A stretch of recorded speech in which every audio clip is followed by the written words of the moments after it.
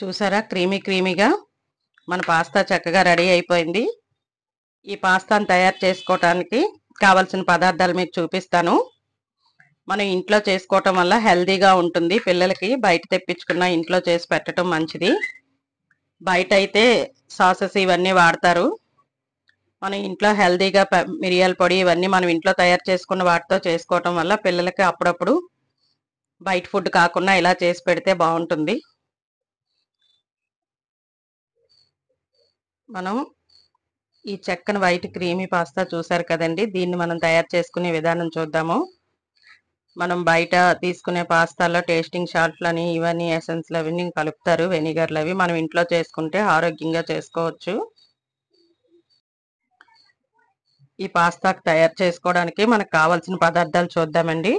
1 cup pasta, ఒక 1/2 litre milk, దీనిలోకి 1 capsicum, 1 ఉల్లిపాయ, వెల్లుల్లిపాయలు కొద్దిగా, 1 అర స్పూన్ మిరియాల పొడి, 1 అర స్పూను తెల్ల మిరియాల పొడి, 1 స్పూన్ మైదా పిండి మనకు పడుతుందండి. ముందుగా మనం స్టవ్ పై పెనం పెట్టుకొని ఈ పాస్తాని ఉడికించుకుందాము. తర్వాత ఈ ఉల్లిపాయని క్యాప్సికమ్ని క్యూబ్స్ కింద కట్ చేద్దాము. ఈ ఆనియన్ అవి తరిగి పెట్టుకుందాము. ఇప్పుడు ముందుగా మనం స్టవ్ పై వాటర్ మరిగించుకుంటున్నాను. దీనిలో ఈ కప్పు పాస్తా వేసి ఉడికించుకుందాము. ఇది బాయిల్ అయ్యే లోపల మనం ఈ క్యాప్సికమ్, ఆనియన్ అవి క్యూబ్స్ కింద కట్ చేసి పెట్టుకుందాము. మన పాస్తా ఉడికిపోయిందండి. దీన్ని వడకట్టి చల్లార్చుకుందాము చల్లనీళ్ళేసి.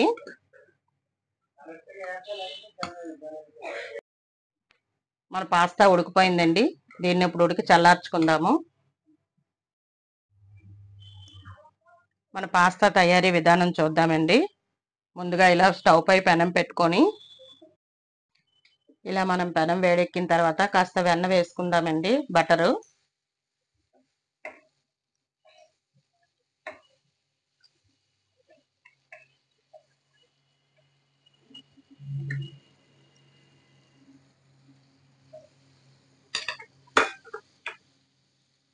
ఇలా బటర్ కరిగిన తర్వాత సన్నగా తరిగి పెట్టుకున్న వెల్లుల్లి ముక్కలు వేసుకుందాము.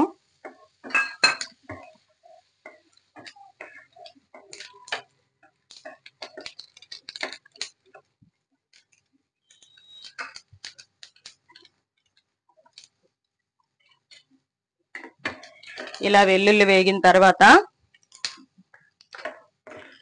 ఆనియన్ క్యూబ్స్ లా కట్ చేసుకున్న ఒక ఆనియన్స్ తో పాటు క్యాప్సికమ్ క్యూబ్స్ కూడా వేసి ఇలా హై ఫ్లేమ్ మీద ఒక 2 మినిట్స్ ఇలా వేగనిద్దామండి.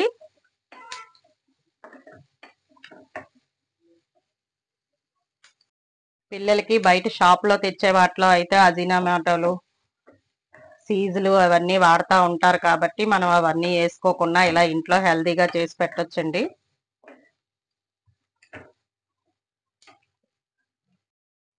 ఇప్పుడు ఇలా ఆనియన్ క్యాప్సికమ్ హాఫ్ బాయిల్ అయిన తర్వాత ముందుగా మనం తీసి పెట్టుకున్న 1 స్పూన్ మైదాని వేసి కాస్త ఇలా వేగనిద్దామండి.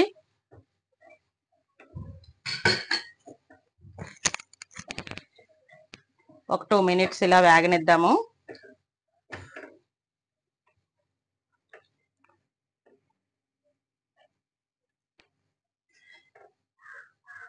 ఇలా మన మైదా మంచిగా వేగిన తర్వాత మనం ముందుగా పక్కన పెట్టుకున్న ఈ 1/2 లీటర్ పాలు వేసి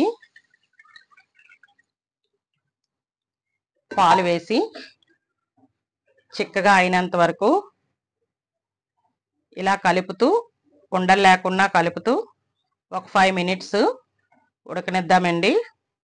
ఇలా చక్కగా ఈ స్ట్రక్చర్లోకి ఉడికిన తర్వాత అండి, దీనిలోకి రుచికి తగ్గ సాల్ట్, కాస్త మిరియాల పొడి, కాస్త వైట్ మిరియాల పొడి వేసి బాగా కలుపుకుందామండి.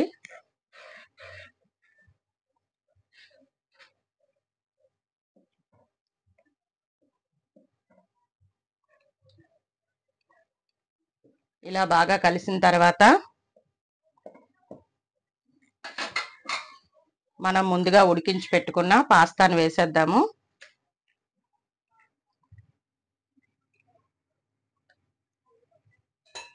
ఇలా ఈ పాస్తాను అంతటిని వేసి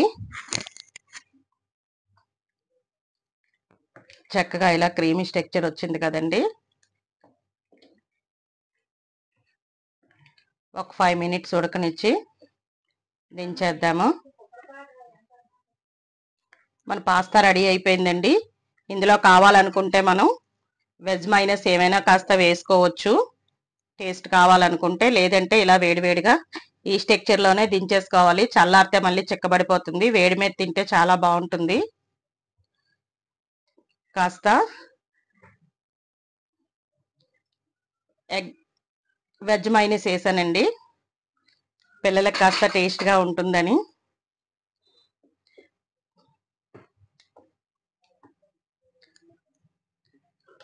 మన పాస్తా రెడీ అయిపోయిందండి. White creamy pasta. సర్వ్ చేసుకుందాం.